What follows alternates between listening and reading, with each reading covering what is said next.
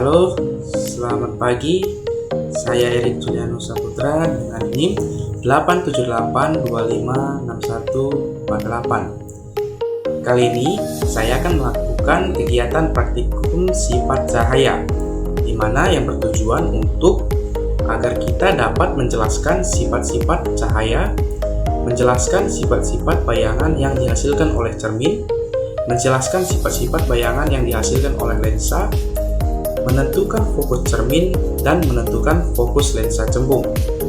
Alat dan bahan yang diperlukan seperti cermin datar, cermin cembung, cermin cekung, lampu senter, busur derajat, kertas putih, lilin, layar atau disebut dengan terbis kertas, dan celah cahaya.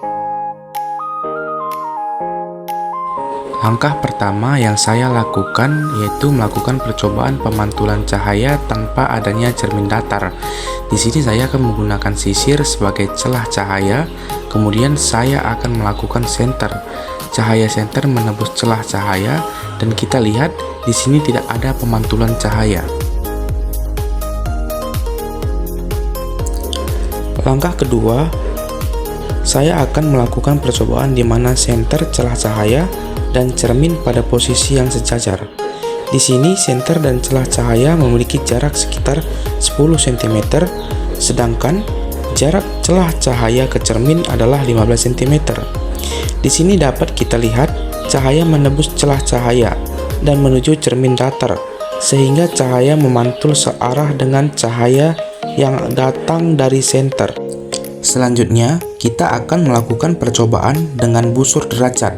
Dapat kita lihat, ketika I atau sudut datang besarnya 90 derajat, maka R sudut pantul besarnya juga 90 derajat. Ketika I atau sudut datang besarnya 30 derajat, maka R sudut pantul besarnya juga 30 derajat. Ketika I atau sudut datang besarnya 70 derajat, maka R sudut pantul besarnya juga 70 derajat. Ketika I atau sudut datang besarnya 50 derajat, maka R sudut pantul besarnya juga 50 derajat. Percobaan selanjutnya, saya akan meletakkan benda yaitu dengan menggunakan lilin. Saya akan meletakkan di depan cermin datar dan saya akan mengamati bayangannya dengan menggeser-geserkan di depan cermin datar. Saat saya meletakkan benda di depan cermin datar, bayangan yang terbentuk adalah sama besar, tegak, dan juga maya. Saat saya geser lilinnya, bayangannya pun ikut bergeser. Dengan arahan saya, ketika saya dekatkan bayangan juga ikut mendekat. Ketika saya jauhkan, bayangannya pun juga ikut menjauh. Lalu ketika saya mengukur dengan penggaris, jarak antara cermin dan lilin sama dengan jarak antara bayangan dengan cermin. Di sini jaraknya sama 10 cm. Jadi, bayangan pada cermin datar adalah maya dan tegak, kemudian sama besar. Percobaan selanjutnya, pemantulan cahaya pada cermin cembung. Sebelum saya menggunakan cermin cembung, di layar tidak ada tanda bekas cahaya. Lalu, saat kita menggunakan cermin cembung dan posisi dari layar, kita rubah mendekati sesi cahaya. Arah lilin di sini juga tidak terlihat jelas tanda adanya berkas cahaya, karena sifat dari cermin cembung adalah menyebarkan pantulan cahaya. Selanjutnya adalah percobaan cahaya pada cermin cekung.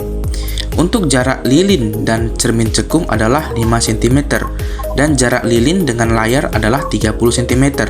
Kemudian kita amati sifat-sifat pemantulan cahaya pada cermin cekung. Pada benda di ruang 1, maya, tegak diperbesar.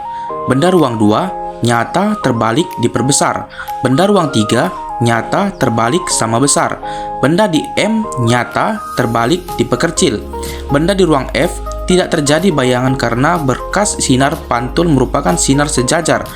Bayangan berada jauh tak terhingga. Kesimpulan pemantulan cahaya terjadi ketika cahaya dipantulkan kembali oleh permukaan yang tidak tembus. Cahaya mempunyai sifat dapat dipantulkan melalui cermin cekung dan cermin cembung. Sebuah cermin cekung merupakan cermin yang memiliki bagian pemantul. Cahaya berupa cekungan, sebuah cermin cekung biasanya digunakan sebagai reflektor, misalnya pada senter lampu, sepeda, lampu mobil, dan alat kerja. Sekian praktikum kali ini dan terima kasih.